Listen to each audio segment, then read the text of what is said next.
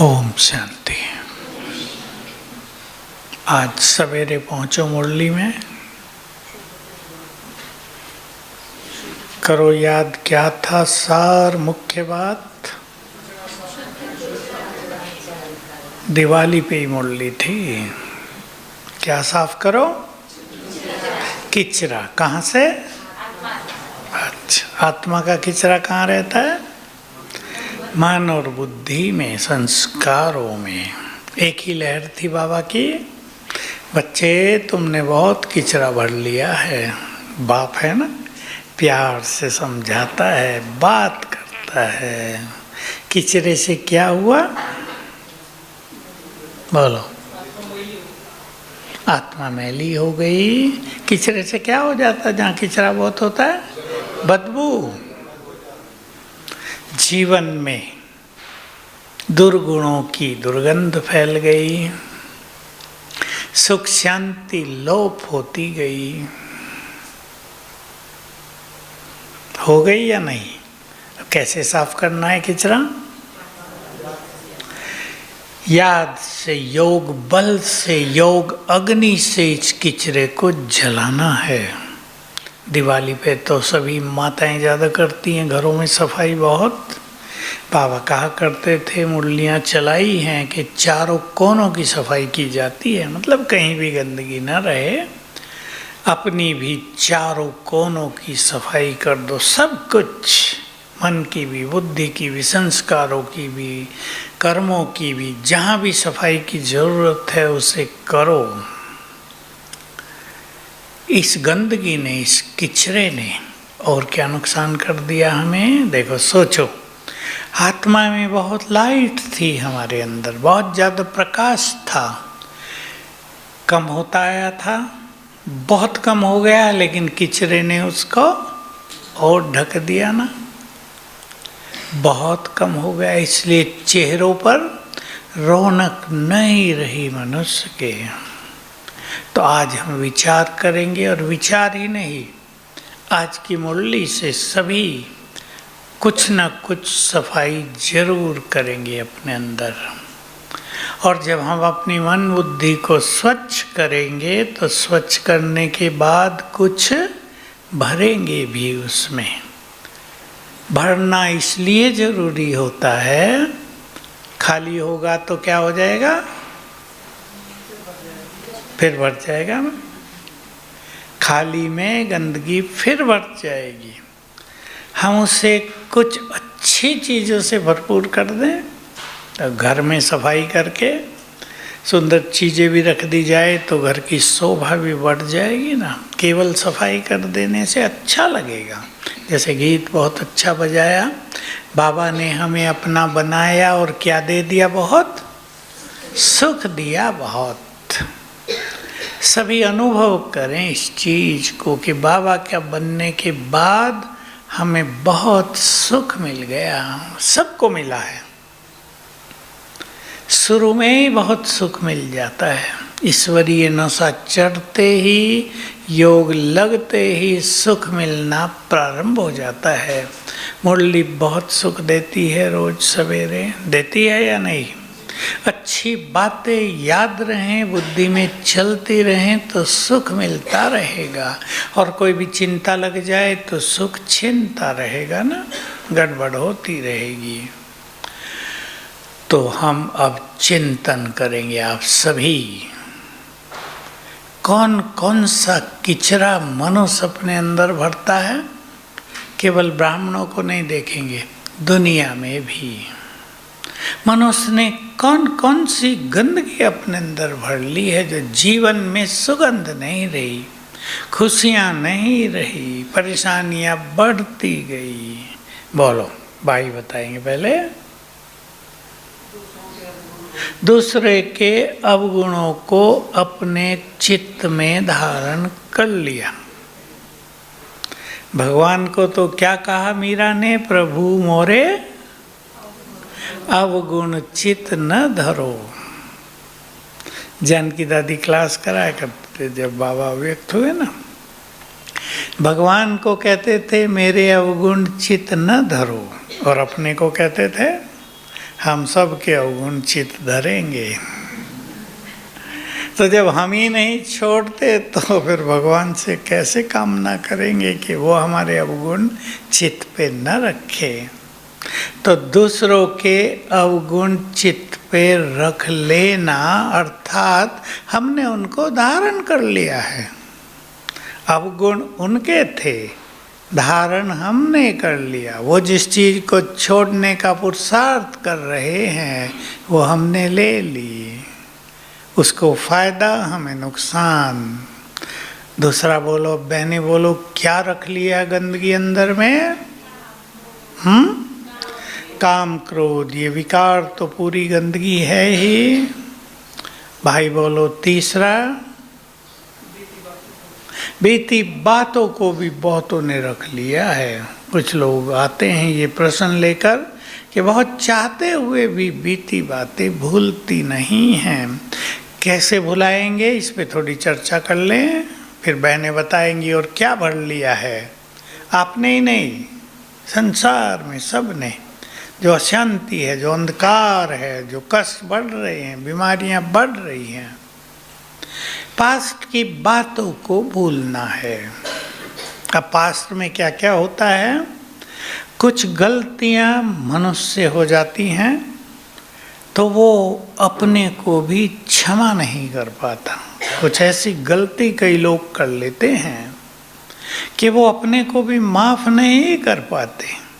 कुछ गलतियां दूसरों से हो जाती हैं, वो उन्हें भी माफ नहीं कर पाते जीवन में। किसी ने धोखा दिया है, उसको भी नहीं भूल पाते। अपनों ने सताया है, उसको भी नहीं भूल पाते। और क्या क्या याद रहता है भाई लोग? बोलो। हाँ, तो चुप हो गए जैसे कुछ याद न रहता। भूल गया सब? अच्छी बात है, खुशी की बात है। पास्ट आपको भूल गया।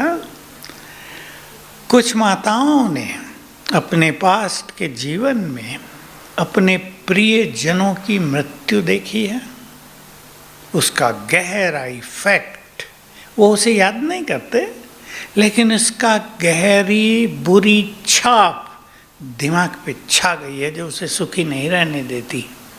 उसे पता नहीं कि वो सुखी क्यों नहीं है, पर कुछ घटनाएं दुष्प्रभाव छोड़कर चली गई हैं। कईयों के साथ हो गया है ये।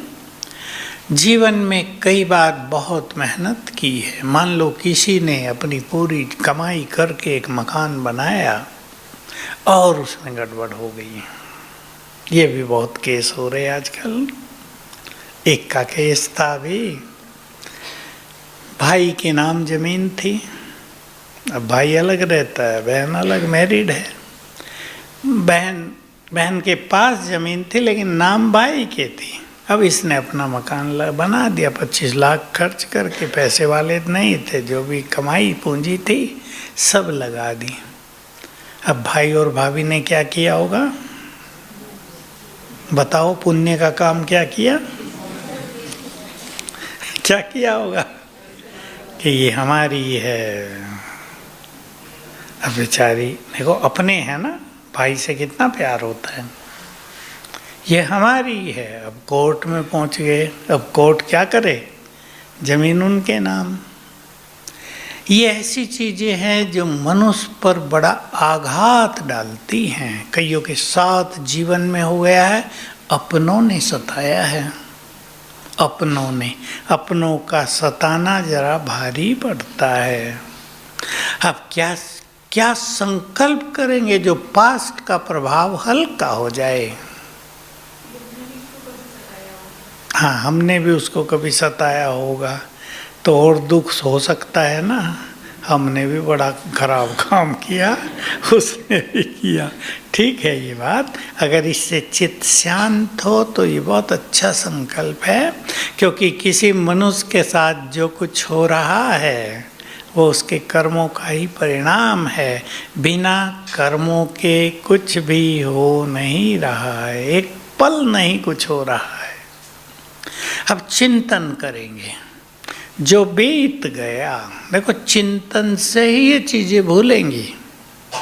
जो बीत गया वो बोलो, बोलते जाओ। पूरा हो गया ना। पापा बहुत अच्छी चीज कहते थे, उसको वापस रिपीट होने में 5000 साल लगेंगे।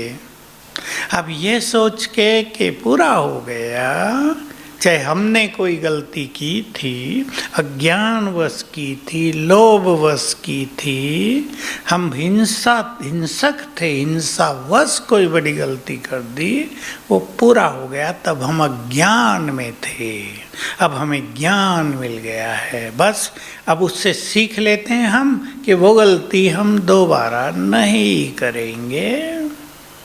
हल्का कर दो, पूरा हो गया। अब मुझे चिंतन करें। अभी सब कोई पास भूलना होता है, सब कोई कुछ ना कुछ याद आता है। चिंतन करें सभी, अभी मुझे स्वयं भगवान मिले हैं, मुझे उनसे ईश्वरीय सुख लेने हैं, मुझे उनसे वरदान लेने हैं, मुझे अब पास्ट की बातों को याद करके अपने वर्तमान को विषैला नहीं करना है। ठीक बात है ना। चिंतन, जितना अच्छा चिंतन होगा उतनी सब कुछ भूलता जाएगा। ये दिन दोबारा नहीं आएंगे। बहुत भाग्यवान आत्मा हूँ मैं, जो ये सुंदर समय मेरे पास आया है। भगवान सामने है, सत्य ज्ञान दे रहा है, वरदान शक्तियाँ दे रहा है, मेरा भाग्य बना रहा है। ये समय दोबारा नहीं आएगा। इसको मैं ऐसे वैसे चिंतन में नहीं बिताऊं। ये अपने से इस तरह बातें करने से आत्मा को बहुत बल मिलता है। इसलिए बुरे चिंतन को इस सुंदर चिंतन से समाप्त करेंगे। ठीक है, पसंद है? नहीं तो ये चिंतन, जो पास्ट का चिंतन है, ये हमारी शक्तियों को नष्ट करता रहता है। एक बात पे ध्यान देंगे, मैं बहुत सुनाता हूँ क्लासेज में, वो हमारे हर संकल्प से एनर्जी पैदा होती है। एनर्जी तो समझते हैं ना सभी, शक्तियाँ पैदा होती हैं, वाइब्रेशंस पैदा होते हैं। अब बुरी बात कोई हमने अपने दिमाग में समा के रख ली है, जो हट नहीं पा रही है। कई लोग कहते हैं बहुत हटाना चाहते हैं, हटती नहीं, बार बार आती है, तो उससे बैड एनर्जी फैलेगी ना, ब्रेन में जाएगी, पूरे शरीर में फैलती है, बाहर फैलती है, संबंधों पर उसका असर होता है, नुकसान होगा ना बहुत ज़्यादा। इसलिए ये गंदगी है, इसको अब रखना नहीं है। अब सब संकल्प कर लें, पास्ट की हर बात को समाप्त करना है। किसी ने धोखा दिया था, और सब वर्तमान में भी याद रखेंगे भाई बहनी सभी, दूसरे की संपत्ति सुख नहीं देगी। ठीक सिद्धांत है या नहीं? बहने बोलो पहले। दूसरे की संपत्ति कभी भी किसी को सुख नहीं देती। आते हैं लोग बड़े कष्ट में हैं, मैं उनके कष्ट की कहानी 2-3 मिनट में सुन के, मैं ज़्यादा नहीं सुनता, कष्ट उनका है, वही जिम्मेदार हैं इसके। मुझे लोग कहते हैं तुम तो बहुत सुनते हो लोगों की, तुमको तो असर आता होगा। मैं कहता मुझे कोई असर नहीं आता, वो उनकी कहानी है, हम तो उनके उपचार करने वाले हैं ना। तो मैं पूछता हूँ उनसे, अच्छा सच सच बताओ, अकेले हैं, बता दो, पाप बहुत कर लिए ना? पैसे का पाप, पैसा बहुत पाप कराता है ना मनुष्य। कहा किए थे बहुत, क्या करें, पत्नी ऐसी आ गई थी, बहुत कहती थी ये चाहिए वो चाहिए, पैसा चाहिए, उसके खातिर मुझे पाप करने पड़े। मैंने कहा पत्नी भोग रही या पति? कौन भोग रहा? अब तो खुद को भोगना पड़ रहा है। अब करो अच्छा पुरुषार्थ, तो हमेशा याद रखेंगे दूसरे का धन हमें न सुख देगा न उन्नति को प्राप्त करने देगा, सफलता प्राप्त नहीं करने देगा। बहुत लोगों के अनुभव है, उन्हें सफलता नहीं मिलती। आजकल युवा वर्ग में अच्छे पदों पर जाने का कंपटीशन बहुत रहता है, बहुत अच्छी बात है, बताते हैं आधे नंबर से रह गए, 1 नंबर से रह गए, 3 साल से कर रहे हैं, कभी ये हो जाता है कभी वो हो जाता है। उसमें उनके कर्मों की ये बाधा है। सफलता का मार्ग कोई कर्म रोक रहा है, नहीं तो अच्छे अच्छे पदों पर पहुंच जाएं फटाफट। एक व्यक्ति मुझे अभी मिला, मुझे बहुत अच्छा लगा, मैं दिल्ली से आया ट्रेन में। वो यंग मैन था, बड़ा हंसमुख सा, मेरे से पूछने लगा कई बातें। मैंने पूछा आप तो अपना परिचय दे ही नहीं रहे। कहा देखो मेरी कहानी ये है भाई, 21 साल का था मैं, गुजरात का है वो, 21 साल का था, BBA किया था मैंने, IAS का एग्ज़ाम दे दिया, क्लियर हो गया, अब मैं IAS हो गया, 21 साल में कलेक्टर। फिर मैंने MBA भी कर लिया वहीं नौकरी में, और मैं इनकम टैक्स में चला गया और फटाफट कमिश्नर, चीफ कमिश्नर, और अब मैं हूँ DG माना डायरेक्टर जनरल सारे भारत के इनकम टैक्स का। कहा मेरे ऊपर केवल चेयरमैन है, उसके ऊपर मिनिस्टर, फाइनेंस मिनिस्टर। मैं देखता तो बड़े जेंटिल व्यक्ति हो, कोई ईगो नहीं आपको। अरे ईगो क्या करूँगा मैं, ये सब अच्छा है। मैंने कहा परिवार, पत्नी कोविड में चली गई, एक लड़की है 8 साल की, वो दादा दादी के पास रहती है, उनमें मस्त है, वो मुझे याद भी नहीं करती। मैं कहा आप, मैं इधर मस्त हूँ, मैं अपने चेयरमैन को कहता हूँ मुझे छुट्टी दो, मैं रिजाइन करता हूँ, मुझे क्या करना पैसा, माँ बाप के पास बहुत पैसा है, बिल्डर हैं बड़े। कहा मुझे इतनी सैलरी मिलती है, पेंशन मिलेगी, वो पेंशन ही इतनी होगी, वो भी मेरे को ज़्यादा होगी, बचती रहेगी, मैं नौकरी छोड़ता हूँ। मैंने कहा क्यों छोड़ते हो? कहा अरे भाई 12 घंटे काम करना पड़ता है रोज़, अपना जीवन तो रहा ही नहीं कुछ। आजकल ये बहुत बड़ी समस्या है। तो मुझे बड़ा अच्छा लगा, देखो ये व्यक्ति भाग्य लेकर पैदा हुआ, बेचारा शायद रात अपना काम भी करता रहा, क्योंकि विदेशियों के कुछ उन्हें सुनने पड़ते हैं। मुझे कहा आप सो जाओ, मैं जगाऊंगा आपको आप रोड आते ही। तो इससे पहले फालना शायद आता है, मुझे वहाँ जगा दिया, आ गया आपका आप रोड। अभी तो 3:45 बजे, अभी नहीं आया। अच्छा सो जाओ, मैं जग रहा हूँ, तुम्हें जगाऊंगा। फ़ोन नंबर लिया, मैं कांटेक्ट में रहूँगा, मुझे आना आपके पास, हमारा वो व्यक्ति ज्ञान में चलता है आपके यहाँ, बहुत अच्छा है। तो देखो ये भाग्य की बात है ना। मैं कहा आप तो लगता है मुझे बहुत इंटेलिजेंट रहे हो, जो 43 साल की 43 की आयु में DG बन गए, director general income tax department के। तो कर्म मनुष्य पर बहुत श्रेष्ठ प्रभाव डालते हैं, बुरे कर्म बुरा। तो आज सभी आप चिंतन करेंगे, पास्ट को भूलना है, भूलना है या नहीं? जो भूलना चाहते हैं हाथ उठाना जरा। और भी कुछ भूलना, मैं कुछ गहरी और प्राइवेट बातें भी सुना देता हूँ। कईयों का जीवन विषय विकारों में बहुत रहा होता है, उसे भी भूलना है। पास्ट, इस वर्तमान जीवन के पास्ट को केवल याद नहीं करना, अपने सतयुग के पास्ट को याद करो। क्या थे हम सतयुग में? पूरा ही कल्प हम सभी ने बहुत सुंदर पार्ट प्ले किए हैं। बाबा एक शब्द बोलते रहे मुरली में, you are the richest in the कल्प।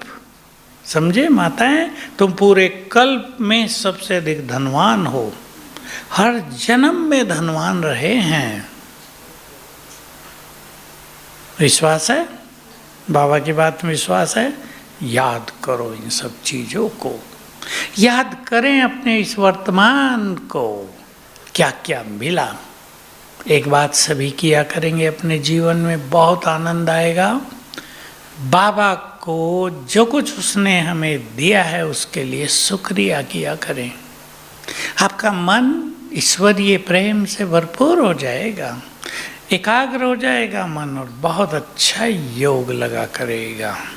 योग की बात एक कह दूं, अभी किसी ने प्रश्न किया, वो कोई योगा प्रश्न होता है। कहा मैं परम धाम में आराम से जाती हूँ, लेकिन वहाँ शिव बाबा को देखूं, आत्मा को देखूं, दो को तो देखा नहीं जाता, अपने को तो मैं भूल जाती हूँ। क्या ये राइट है? कहा मैं अपने को भूल जाती हूँ, पर बाबा तो कहता है भूलो नहीं अपने को। ये थोड़े थोड़े बड़े सूक्ष्म और अच्छे भी हैं, कन्फ्यूजन मनुष्य को रहते हैं। देखिए, एकाग्रता का अर्थ होता है एक पर बुद्धि को स्थिर करना, दो पर नहीं। जब हम परम धाम में स्थित हो गए थोड़ी देर के लिए, हमें ये अवेयरनेस हो गई, ये स्मृति हो गई, मैं आत्मा हूँ यहाँ, फिर केवल बाबा, फिर आत्मा के लिए कुछ करने की जरूरत नहीं। वो शक्तियाँ, बाबा के वाइब्रेशंस, सर्वशक्तिवान की शक्तियाँ वो स्वतः ही आत्मा में आने लगेगी। इसलिए इसमें कहीं कन्फ्यूजन की जरूरत नहीं। आत्मा पहुंच गई परम धाम मन बुद्धि से, फिर केवल बाबा, फिर और कुछ सोचने की जरूरत नहीं।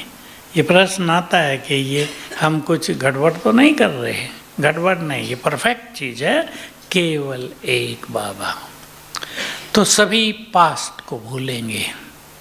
देख लो और क्या क्या हमारे अंदर पास्ट की कोई चीज़ हमें डिस्टर्ब कर रही है। पास्ट को याद करने से एक और नुकसान होता है, बहुत ध्यान देंगे इस बात पर। हर एक के मन में बहुत बड़ी क्रिएटिव एनर्जी है, रचनात्मक शक्ति है हमारे पास। लेकिन अगर हम पास्ट में रह रहे हैं तो हमारे मन की वो रचनात्मक शक्ति काम ही नहीं करेगी, क्योंकि मन उधर उलझा हुआ है। तो पास्ट की गंदगी को समाप्त करेंगे। और क्या गंदगी भरता है अपने मनुष्य अपने मन में? चलो शुरू करो। वैर भाव, ईर्ष्या, द्वेष। कई लोग दूसरों को आगे बढ़ता देखकर ईर्ष्या में रहते हैं। भाइयों को भी रहती है, पर बहनों को थोड़ी ज़्यादा रहती है। बुरा न मानना, रहती है या नहीं? दुनिया में भी ये बात मानी गई है कि नारी शक्ति ईर्ष्या का ज़्यादा शिकार होती है। नुकसान किसे होता है? किसे होता है नुकसान? खुद को। खुद को। जो व्यक्ति दूसरे से ईर्ष्या कर रहा है, अभी सुने ध्यान से, भाइयों को भी रहती है। कब होती है कि आप बहुत योग्य हैं और दूसरे व्यक्ति को आगे बढ़ाया जा रहा है, आप योग्य हैं, आपको नहीं बढ़ाया जा रहा, तो ईर्ष्या होती है। और भी कुछ कारण हो जाते हैं। किसी का नाम ज़्यादा हो रहा हो, किसी की महिमा ज़्यादा हो रही हो, दूसरे को ईर्ष्या हो सकती है। करें चिंतन अब अच्छी तरह। एक है हमसे कोई ईर्ष्या करे, दूसरा है हम किसी से ईर्ष्या करें। हमें क्यों नहीं करनी चाहिए? एक तो कोई और हमसे ईर्ष्या कर रहा है, हम संकल्प करें हमें किसी की ईर्ष्या आगे बढ़ने से रोक नहीं सकती। एक अच्छी ईर्ष्या भी होता है, जिसे हेल्दी कंपटीशन इंग्लिश में कहते हैं। वो बहुत अच्छी चीज़ है। ये आगे बढ़ रहा तो हम इससे आगे बढ़ें, ये सुंदर संकल्प होता है। लेकिन एक संकल्प कर दें किसी की ईर्ष्या मुझे आगे बढ़ने से रोक नहीं सकती। संकल्प कर लो, तुम ईर्ष्या में जलते रहो, हम आगे बढ़ते रहेंगे।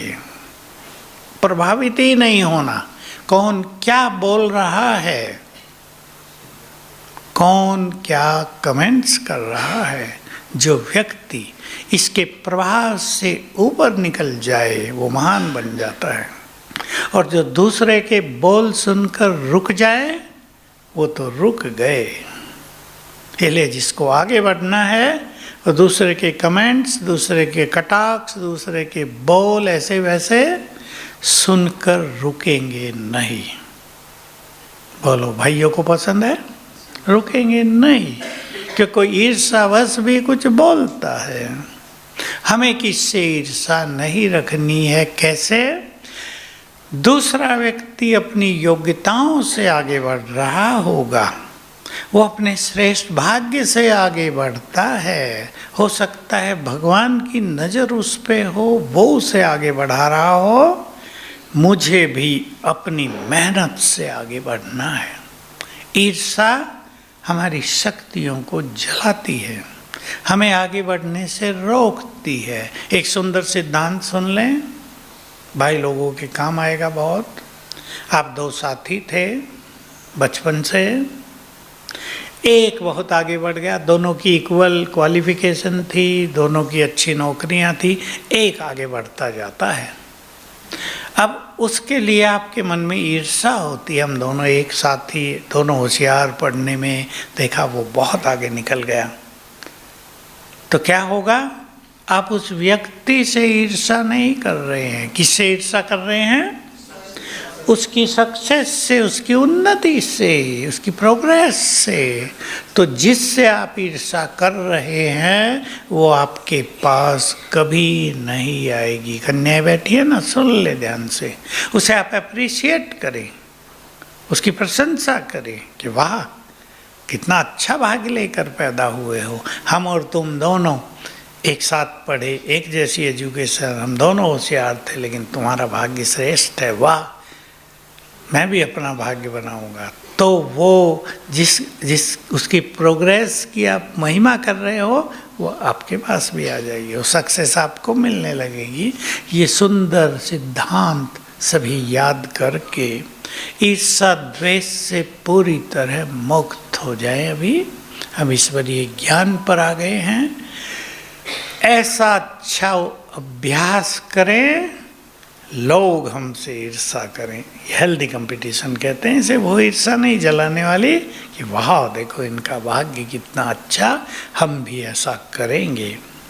हम दो साथी एक साथ समर्पित हुए थे, नाम नहीं बताऊंगा, यहीं थे दोनों। तो उसने ज़्यादा उन्नति नहीं की, तो मैं क्लास करा के आता था ना, वो मुझे हर बार मिलता था रास्ते में, कहता था, गुरुजी कहता था भावना से, आप और हम एक साथ बाबा के पास आए थे, आप कहाँ चले गए? मैं इस केबिन में बैठा हूँ। तो देखो ये चीज़ कितनी अच्छी होती है। मैं उसको कहता था ये तो भाई अपना अपना भाग्य है, अपना अपना पुरुषार्थ है, आप भी अच्छे हो, कोई बात नहीं। तो हम ईर्ष्या की गंदगी को अपने अंदर नहीं आने देंगे। एक बहुत बड़ी गंदगी है मनुष्य के अंदर, बदले की भावना और वैर भाव है या नहीं? अधिकतर लोगों में किसी ना किसी से बदला लेने की इच्छा होती है, सूक्ष्म भी। इसने मेरे से ये कहा, इसने मुझे ये बोला ना, अब 4 लोगों के सामने ये बोलूँगा। इसने मेरी इंसल्ट की, मैं इसकी डबल करूँगा। छोटी छोटी बातें भी।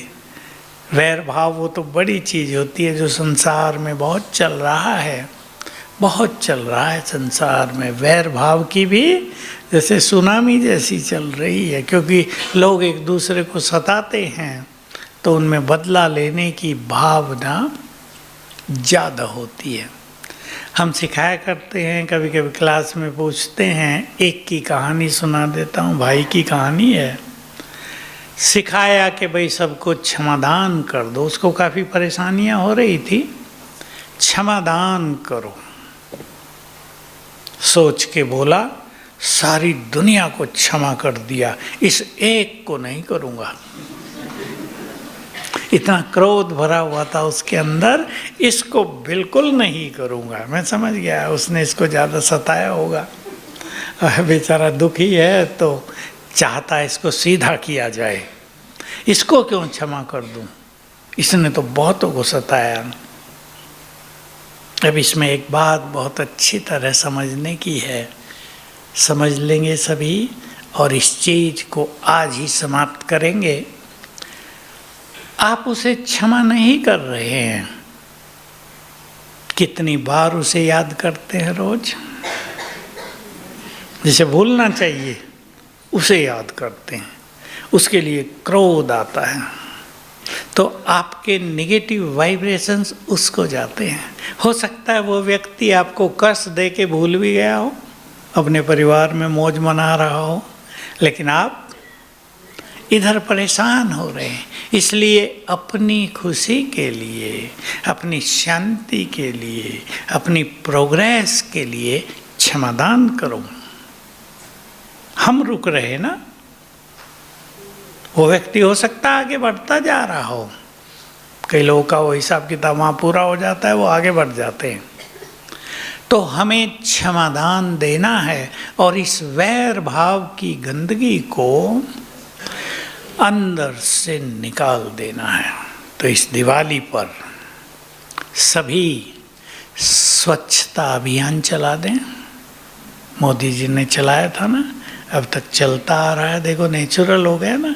लोग कहते थे भारत के लोग और केला खा के छिलका न फेंके बाहर, ये हो ही नहीं सकता। यहाँ तो गाँव के लोग बहुत हैं, मूंगफली खाते रहते हैं, छिलके फेंकते रहते हैं, सबको आदत थी। हम लोगों की तरफ लौकिक में मूंगफली बहुत बिकती है भुनी हुई, और सबको आदत होती है, पुड़ियाओं में बिकती रहती है। गाड़ियों में चले, एक पुड़िया खरीदी, खा रहे, छिलके वहीं बस में डाल रहे हैं। अब देखो नहीं डालते, देखा होगा आपने, आप डालते हैं या नहीं? कोई नहीं डालता।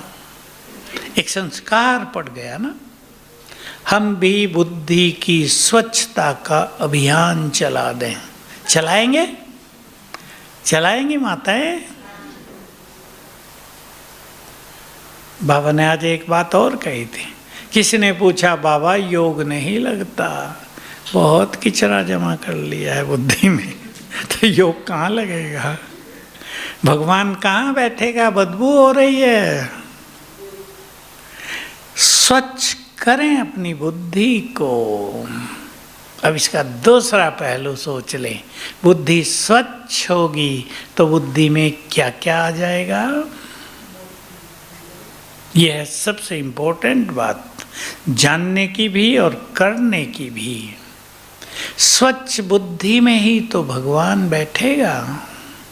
आज बाबा की मुरली में था, जो एवर प्योर है, जो सुखदाता है, उसको सर्वव्यापी कह दिया। तुमने डिफेम कर दिया मुझे।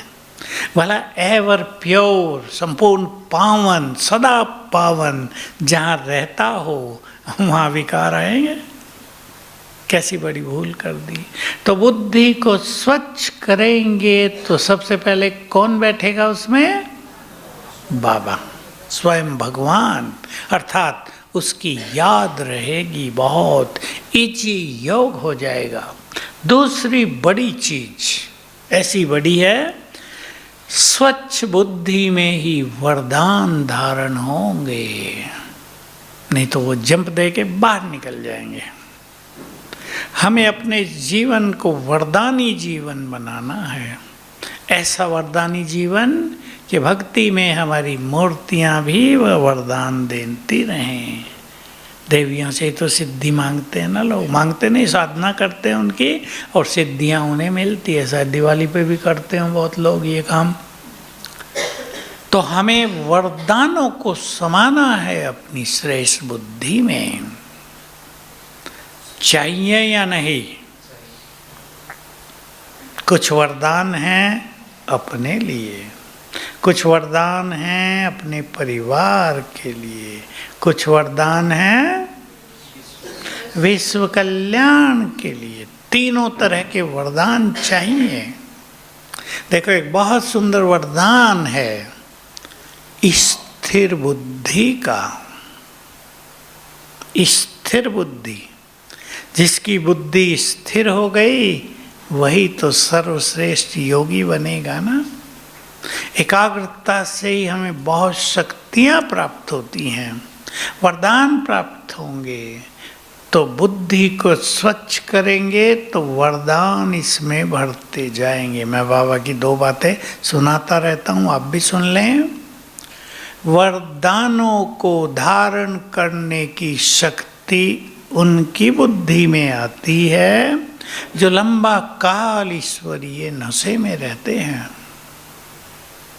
अब जिसको वरदान चाहिए, आपको वरदान चाहिए विघ्न विनाशक का बहुत बड़ा वरदान है विश्व के लिए।